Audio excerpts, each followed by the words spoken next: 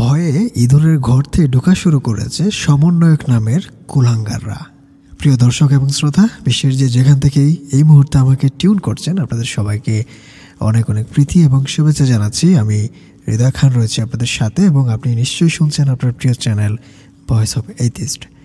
দর্শক এবং শ্রোতা, প্রথমেই আমি আপনাদেরকে ঢাকা পোস্টের একটি স্ট্যাটাস দেখাতে চাচ্ছি। আপনারা দেখতেই পাচ্ছেন, এখানে লেখা রয়েছে স্ক্যামারদের ভয়ে ফেসবুক বন্ধ করে রেখেছেন আসিফ, হাসনাত, সার্জিস এবং লাস্টে আরেকজনের নাম সাদিক।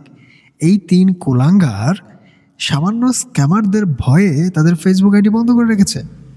আপনারা হয়তো সবাই জানেন যে বাংলাদেশের আইসিটি উপদেষ্টা হিসেবে, অর্থাৎ আইসিটি সেক্টরের মধ্যে এই মুহূর্তে দায়িত্বপ্রাপ্ত আছেন, তার নাম হচ্ছে নাহিদ ইসলাম।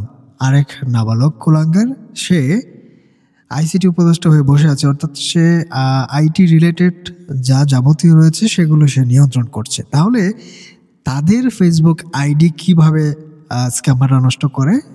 একই সাথে তাদের যে সাঙ্গপাঙ্গ যারা রয়েছেন, যেমন আসিফ, হাসনাত, সার্জিস, সাদিক, তারা ভয়ে ইঁদুরের গর্তের মধ্যে কেন ঢুকছে? কারণটা কি এত ভয়? এখন চলুন আমরা দেখে নিই এটা কারা করেছে এবং স্ক্যামারদের ভয়ে ইঁদুরের গর্তে কেন লুকোচ্ছে।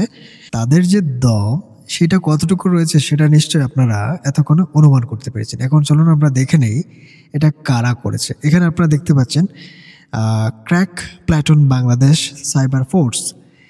তারা মূলত এই উপদেষ্টা এবং সমন্বয়ক ঘং যারা রয়েছে তাদের আইডিগুলো ডিসেবল করেছে বলে দাবি করছে।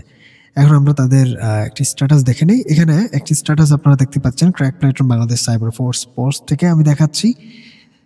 তারা 23 ঘন্টা আগেই পোস্টটি করেছে এবং কিছুক্ষণ পর আমি দেখাবো তারা কি পোস্ট করেছে। ছাত্রলীগের ভেতর থেকে জুলাই ষড়যন্ত্রের অন্যতম নৈরাজ্যকারী জঙ্গি প্রশিক্ষণপ্রাপ্ত হাসনাত আবদুল্লাহর আইডি উড়িয়ে দেওয়ার পর ভয় পেয়ে সে ডিসেবল করে রেখেছে। তার অপরাধ দেখুন, এখানে অপরাধগুলো উল্লেখ করা হচ্ছে: পুলিশ হত্যায় জড়িত এবং মেট্রো রেল সহ দেশের গুরুত্বপূর্ণ স্থাপনায় ধ্বংসের ষড়যন্ত্রে অংশগ্রহণ করেছে। বাংলাদেশের আইন অনুসারে তার শাস্তি নিশ্চিত করা সম্ভব না হওয়ায় অনলাইনে তাকে শাস্তি দেওয়া হলো। পুনশ্চ অনলাইনে মোয়াজ আবদুল্লাহ নামে একটি আইডি থেকে পোস্ট দিয়ে একটি গুজব ছড়ানো হচ্ছে যে নিজুম মজুমদার নামের কেউ আমাদের $20,000 ফান্ড দিয়েছে। আমরা মুক্তিযুদ্ধের চেতনায় বিশ্বাসী। আমি এই জায়গাটা একটুখানি হাইলাইট করতে চাচ্ছি। আমরা মুক্তিযুদ্ধের চেতনায় বিশ্বাসী এবং সেই চেতনা লালন করি। ব্যক্তি উদ্যোগে আমরা এসব রাজাকারদের ঘুম হারাম করছি। আমাদের এ টিম বা নিজুম মজুমদারের crack platoon Bangladesh cyber force ও রাজ্যসভার কোনো সম্পর্ক নেই। যে বা যারা এসব অপপ্রচার চালাচ্ছেন তাদের উদ্দেশ্যে বলছি, এসব অপপ্রচার বন্ধ করুন। তা না হলে ইউ উইল বি থ্রেটেড ম্যাসিভলি। বাংলার অনলাইন রাখবো রাজাকার মুক্ত। জয় বাংলা, জয় বঙ্গবন্ধু। প্রিয় দর্শক শ্রোতা, আপনারা দেখতেই পেয়েছেন এখানে তারা পোস্ট করেছেন এইটি।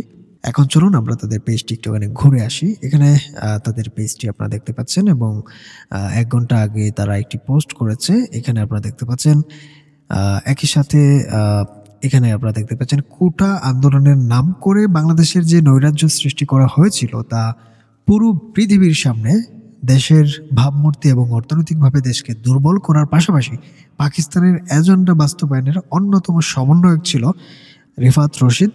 বাংলাদেশের মুক্তিযুদ্ধের চেতনার বিপরীতে অবস্থান নেওয়ার জন্য রিফাত রশিদের ফেসবুক অ্যাকাউন্ট সরিয়ে দেওয়া হয়েছে। তারা বেশ কাজ করছে, মুক্তিযুদ্ধের চেতনা লালন করেন এরকম সাইবার ফোর্স রয়েছে, সেটা জেনে আমি খুবই খুশি হলাম।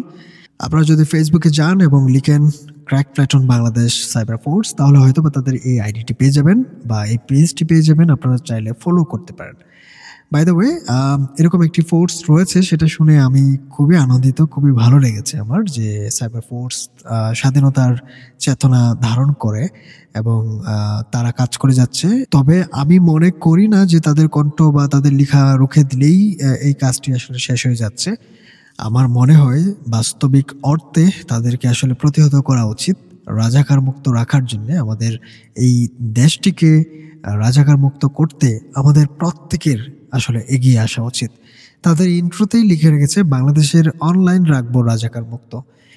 ওকে প্রিয় দর্শক এবং শ্রোতা, আজকের মতো এখান থেকে বিদায় নিতে চাচ্ছি। দেখা হবে নেক্সট কোনো এপিসোডে। সে পর্যন্ত আপনারা অনেক বেশি সুস্থ এবং ভালো থাকবেন। ধন্যবাদ সবাইকে দেখার জন্য। টাটা।